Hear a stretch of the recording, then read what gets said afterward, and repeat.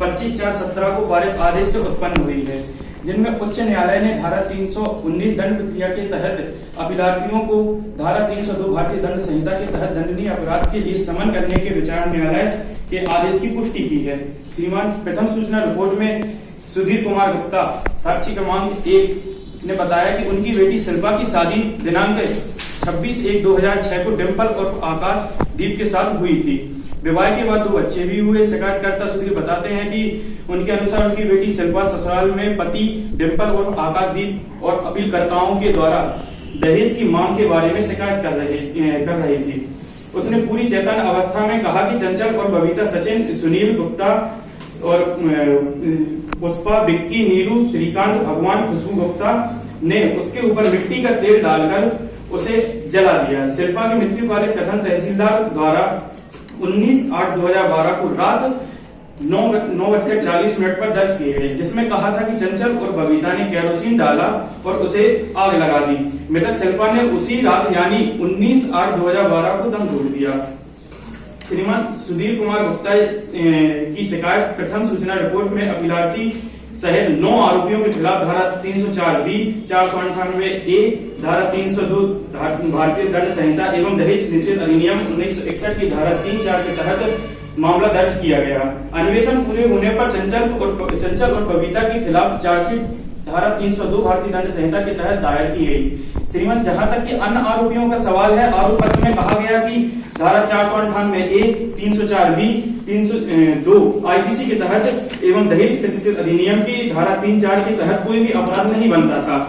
श्रीमान परीक्षण में साक्षी क्रमांक 1 सुधीर गुप्ता, साक्षी 2 मोहित अग्रवाल, साक्षी 3 मुनीश गुप्ता की क्रमशः 30/10/14, 6/11/15 एवं 8/11/15 को परीक्षा हुई। लगभग 1 वर्ष बाद 4/10/2016 को परीक्षण के दौरान धारा 319 दंड प्रक्रिया संहिता के तहत एक आवेदन लाया गया अभियोजन पक्ष द्वारा, जिसमें मांग की गई कि धारा 302 भारतीय दंड संहिता के तहत अपीलकर्ता आरोपी के अपराध के लिए बुलाए जाने की मांग की। श्रीमान यह कहते हुए दायर किया कि उनके नाम FIR में तो लेख हैं और साक्षियों ने अपने न्यायालयीन कथनों में एवं साक्षी क्रमांक 1, साक्षी क्रमांक 3 में विचार न्यायालय ने कहा कि प्रथम दृष्टया अपीलकर्ताओं के खिलाफ धारा 302 भारतीय दंड संहिता के तहत दंडनीय अपराध के लिए मुकदमा चलाने के लिए साक्ष्य उपलब्ध हैं।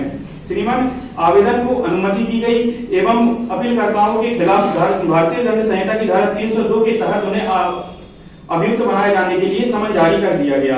उक्त आदेश से दुखित होकर बचाव पक्ष ने इलाहाबाद उच्च न्यायालय में पुनरीक्षण याचिका दायर की, जहां की उच्च न्यायालय में अपने आदेश को याचिका में यह कहते हुए खारिज कर दिया कि उनके खिलाफ विशिष्ट आरोप हैं और इसलिए ट्रायल कोर्ट ने आदेश में कोई भी अवैधता नहीं है। श्रीमान उक्त आदेशों एवं कार्रवाइयों से व्यथित होकर हम अपीलकर्ता आप समक्ष उच्चतम न्यायालय में अपील प्रस्तुत कर रहे हैं।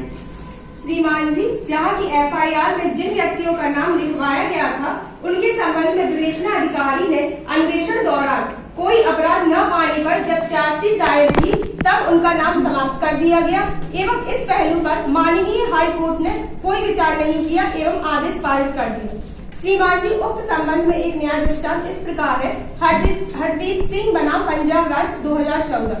इस मामले में संविधान पीठ ने अपने न्याय निर्णय में यह विश्वास जताते हुए कहा कि धारा 319 दंड प्रक्रिया संहिता में प्रदत्त अधिकारों को संयम से प्रयोग करना चाहिए और केवल उन मामलों में जहां मामले की परिस्थितियां अधिकृत करे कि अभियुक्त को धारा 319 दंड प्रक्रिया संहिता के तहत बुलाया जा सकता है। श्रीमान जी, वर्तमान मामले में मृतक शिल्पा को मृत्युकालिक कथन में केवल चंचल उर्फ बबीता का नाम शामिल है, तो विचारण न्यायालय और उच्च न्यायालय को धारा 302 भारतीय दंड संहिता के तहत अपराधियों को दंडित करने के लिए अपीलकर्ताओं को बुलाने का आदेश नहीं देना चाहिए। श्रीमान जी, न्यायालय का ध्यान इस ओर केंद्रित कराना चाहती हूँ कि जब घटना दिनांक 19 अगस्त 2012 को घटना के तुरंत बाद रात करीब 9:40 पर तहसीलदार द्वारा मृत्युकालिक कथन लेख कराए गए, जिसमें शिल्पा ने अपनी स्वस्थ अवस्था में बताया कि उसकी देवरानी चंचल उर्फ बबीता के साथ झगड़ा हुआ था एवं चंचल ने उसके ऊपर केरोसिन डाला और आग लगा दी। श्रीमान जी, ऐसा कहा जाता है कि जो व्यक्ति मरने वाला होता है वह अपने साथ झूठ लेकर नहीं मरता, तथा कहा जाता है कि उसके मुंह में बेहतर। श्रीमान जी, अभियोजन साक्षी क्रमांक 1 शिकायतकर्ता एवं शिल्पा के पिता सुधीर कुमार गुप्ता ने अगले दिन यानी 20 अगस्त 2012 को शिकायत दर्ज कराई, जिसमें अपीलकर्ताओं के नाम का उल्लेख किया है। परंतु जब विवेचना अधिकारी ने आरोप पत्र में अभिलाषियों के नाम समाप्त कर मात्र चंचल के विरुद्ध अभिलाषियों के नाम समाप्त कर धारा 302 का मामला दर्ज किया, उस स्तर पर शिकायतकर्ता एवं अभियोजन ने कोई आपत्ति या विरोध याचिका दायर नहीं। श्रीमान जी, उक्त संबंध में एक न्याय दृष्टांत इस प्रकार है। गोपाल कृष्ण बनाम बिहार राज्य 1986। इस मामले में बताया कि धारा 319 का प्रयोग बिना किसी औचित्य या अनावश्यक विलंब के साथ यदि किया जाता है तो वह उचित नहीं समझा जाएगा एवं इस धारा का प्रयोग पूर्ववत अवसर पर किया जाना चाहिए, जैसा कि वर्तमान मामले में नहीं किया गया है। जब आरोप पत्र में अभिलाषियों के नाम समाप्त कर दिए गए थे तब वो आपत्ति या याचिका दायर नहीं की गई।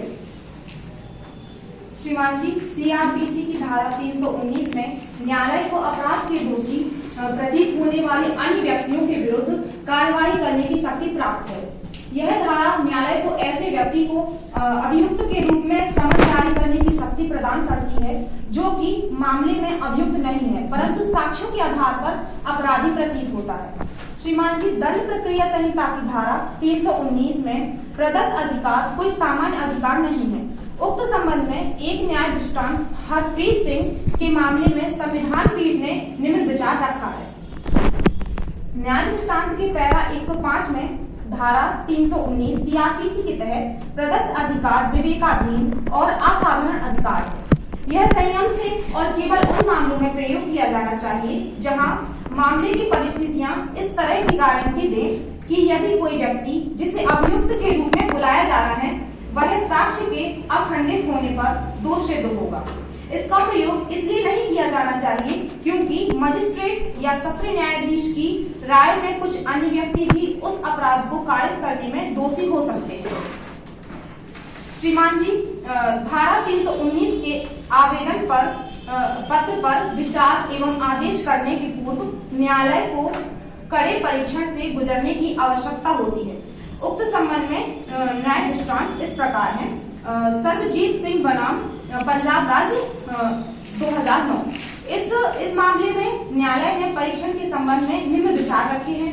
धारा 319 सीआरपीसी के तहत आदेश मात्र इसलिए नहीं करना चाहिए क्योंकि प्रथम सूचनादाता या साक्षियों में से कोई एक व्यक्ति अन्य व्यक्ति को फंसाना चाहता है। श्रीमान जी, जैसा कि आमतौर पर होता है, ससुराल पक्ष के सभी सदस्यों के खिलाफ झूठी रिपोर्ट लिखाई जाती है एवं कानूनों का दुरुपयोग किया जाता है। पर्याप्त और तर्कपूर्ण कारणों को न्यायालय द्वारा नियत किया जाना चाहिए ताकि प्रावधान के सभी अवयवों का निराकरण हो सके। श्रीमान जी, ना तो शिकायत और ना ही साक्षियों के साक्ष्य अपराध में अपीलकर्ताओं द्वारा निभाई गई भूमिका को इंगित करते हैं और ना ही यह कि किस अभियुक्त ने कौन सा अपराध किया है। ऐसी परिस्थितियों में यदि कहा जा सकता है कि अभियोजन पक्ष ने धारा 302 भारतीय दंड संहिता के तहत अपराध के लिए अभियुक्त को समन करने के लिए प्रथम दृष्टया सामग्री प्रस्तुत की है एवं ऐसी साक्ष्य सामग्री के अभाव में सत्र न्यायालय द्वारा समन जारी करने का आदेश विधि संगत नहीं होने से अपास्त किए जाने योग्य है। श्रीमान जी से विनय है कि माननीय उच्च न्यायालय द्वारा पारित प्रश्नगत आदेश का अपास्त किया जाकर अपीलार्थीगण की अपील स्वीकार की जाए। धन्यवाद। श्रीमान, हम उत्तरवादी पक्ष से हैं। जैसा कि श्रीमान अपीलार्थी के द्वारा जो भी आवेदन प्रस्तुत किया गया है वो निराधार है क्योंकि सेशन न्यायालय के द्वारा एवं उच्च न्यायालय के द्वारा जो भी जजमेंट दिया गया है वो बिल्कुल उचित है तथा सीआरपीसी की धारा 319 जो कि ये विवरण करती है कि यदि कोई आधार उत्पन्न हो तो संदेहास्पद व्यक्ति को न्यायालय में बुलाया जा सकता है। तो इस मामले में जो कि दहेज मृत्यु से संबंधित है, इसमें उसके पिता ने कहा है कि 9 अन्य लोगों ने भी उसको मारपीट करने की कोशिश की थी तथा उसको जलाकर उसकी हत्या की। माना कि इसमें मृत्यु वाले कथन में उसने ये कहा था कि केवल बबीता नहीं उसको जलाया था, लेकिन ये संभव नहीं कि केवल एक व्यक्ति के द्वारा ही उसे जलाया जा सके। यदि ऐसा होता तो जो परिवार के जो अन्य 9 सदस्य थे वह उस समय क्या कर रहे थे, एवं उनके द्वारा उसको बचाने की ना ही कोई कोशिश की गई है। इससे साफ जाहिर ये होता है कि उनके द्वारा भी उनकी यह इच्छा थी कि उसकी मृत्यु हो, जो कि दहेज को लेकर उसको प्रताड़ित भी किया जा रहा था।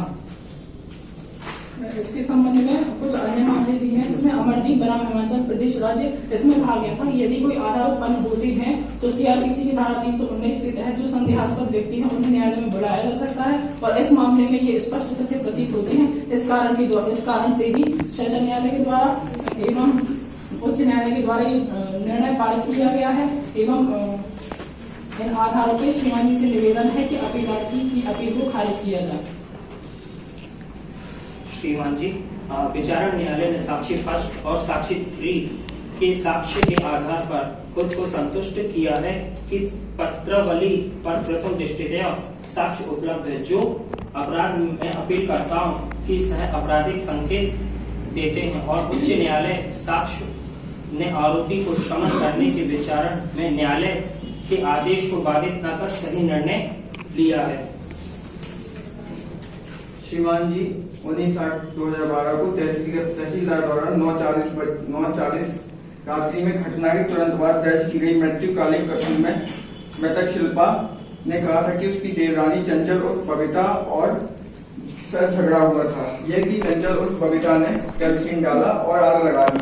साक्षी फर्स्ट द्वारा अगले दिन यानी 20/8/12 को दर्ज की गई शिकायत में उन्होंने अपीलकर्ताओं के नामों का उल्लेख किया था। यद्यपि चार्जशीट केवल चंचल और बबीता के खिलाफ धारा 302 भारतीय दंड संहिता के तहत दायर की गई थी, लेकिन शिकायतकर्ता ने उस स्तर पर कोई विरोध याचिका दायर नहीं की।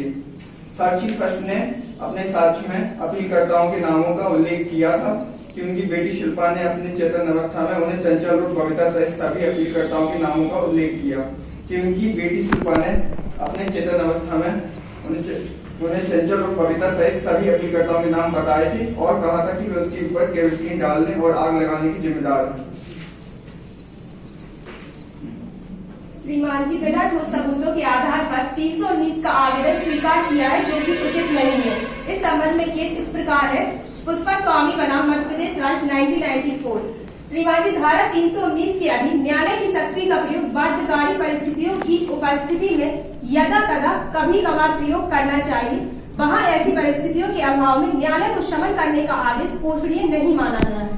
श्रीमान, जैसा कि अपीलार्थी ने कहा है कि बिना किसी युक्तियुक्त आधार के, तो मामले में उस शिल्पा ने जब वो उसको जला दिया गया था तो उस समय उसने अपने पिता से ये कहा था कि उसकी मृत्यु की एवं उस समय की जो हालत थी जिम्मेदार उसके ससुराल वाले सभी सदस्य हैं। उसने सभी सदस्यों के नाम भी बताए थे तथा परिस्थितियां भी बताई थी।